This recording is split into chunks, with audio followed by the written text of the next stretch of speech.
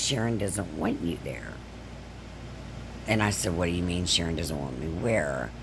And she said, oh, you're not invited to the graveside service. I'm not invited to my father's graveside service. Who the fuck is she that she can keep me away anyway? She said, yeah. And Patricia was like, well, I don't think she's going to like that. And so Sharon says, well, I'll call her and I'll explain the whole thing to her. And Patricia says, I don't think that's a good idea if you call her. And I told Pat, I'm sorry you discouraged her. Because to be honest, I think, first of all, she was just like showing her balls. Like being Patricia, like, oh, I ain't scared of her. I'll call her. Be afraid of me, Sharon. You know you need to be afraid of me. Because after these years, all these years of lying about me to my father, keeping me and my father apart. Yeah, it was his fault too. But you made sure you didn't make it easy. You were threatening. You were everything. And then when Dad got dementia, how many times did you call Patricia telling her you couldn't handle it? You can't handle it. It's too much for you. I guess you forgot those vows. For better or for worse, till death do us part. They're just as important as the I love you and the kiss at the end that seals the deal. But you got his money. You got a good house. You got all my grandmother's antiques and sold them all and kept the money. You deserted my father when he needed you the most. And you eliminated the ones that loved him. And you have to live with that. And I hope that you, and I hate to say it because God doesn't want me to be this way, but I don't want you ever to be happy again. I really do want you to get what you've given, just like your first husband. You get money from his pension, and he has another wife. So you get my dad's pension, you get Jack's pension. So why would you have to work? And you've got a lovely place to live. Lovely. You are a good decorator. You have good taste. But good taste costs money. So I've had a couple of people ask me about the will. How much are we going to get in the will? There is none left.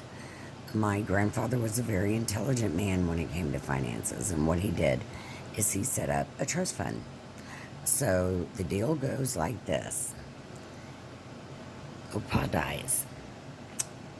There is, what are they called? Like a power of attorney they work for the bank. They watch over the trust, make sure things are dispersed correctly. So the deal was, Opa dies. The money that is in the trust fund is there to help my dad in any medical situation, like full-time care. And if there's anything left after Dad dies, then the four of us grandchildren were to split it. Well, there was nothing left because, Dad was in a nursing home for a few years. What is that? Between $3,000 to $5,000 a month. And then the trust fund ran out and Dad had to use his own money. And then, of course, when his money ran out, then Medicare and Medicaid stepped in. So there is nothing. There's no money. It's fine. I never thought we'd get any anyway. I wasn't living my life depending on it, hoping for it, or wishing for it. The only thing is that I didn't get anything.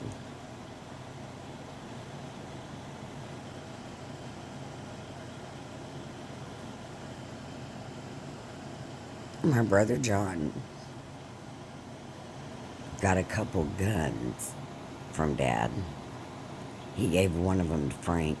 I guess Dad didn't want Frank to have a gun because sometimes some people are unstable. Now, years and years and years ago, my grandmother created a book It is our genealogy, going way back. She spent years on it. She was a member of the Daughters of the American Revolution. A lot of you people are not going to know what that is, but you should look it up. It's really interesting. And with her being a daughter of the American Revolution, it would be easy for Patricia and I to join as well. But I'm not really political, and it's Civil War stuff, and I'm sure it's fascinating. I know that it is. But anyway, she put all of our genealogy together in this book. Everybody in the family, all sides of the family, wanted this book. They were willing to fight for this book, you know.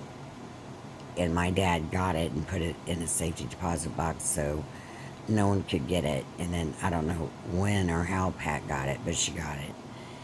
And I told Pat it was funny because when I was visiting Dad, he was going to leave it to me.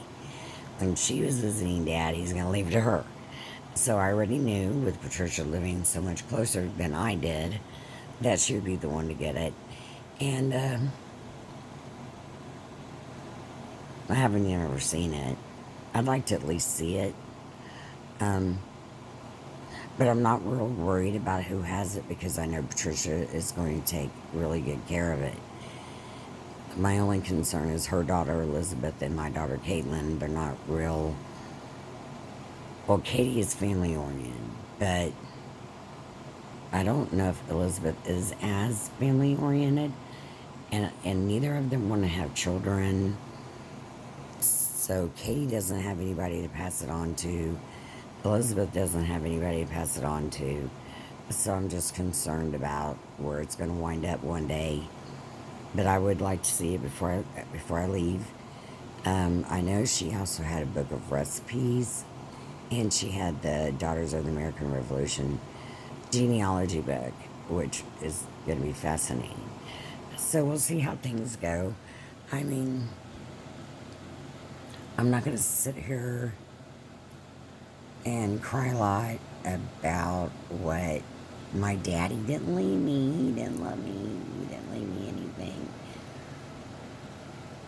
Because the things that are worth more than anything are the things that can't be taken away or given to someone else. It's, your memories, of course. That's an easy answer, isn't it? Y'all already knew that. I've got those. And everybody's is different because they all have their own perspective. We could all be standing in a circle. Somebody start a story, and it just changes all the way around until it gets back to the person who started it. And it's like, what kind of story is this? Perspective. All right, y'all.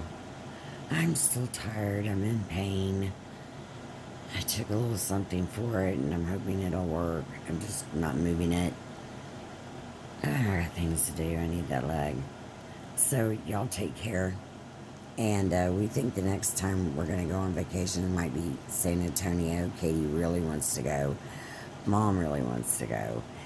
And we did stay in a really nice Airbnb last time we went. So maybe we'll do that. I'd like to go to Austin. Austin keeps it weird. They've got great barbecue. I'd like to go there too. All right, guys. Y'all take care. Please give this video a thumbs up if you liked it. I usually do not ask y'all to do that. I don't. But I'd really like to get a little higher in the algorithms if you don't mind. So if y'all would like it, comment, subscribe, share it, do something, make your little friend happy. I entertain y'all's asses. Give me a little something. Share a story with me. We all have interesting stories and we all learn from each other. And that's a great thing. And it's free. Okay. Bye, y'all.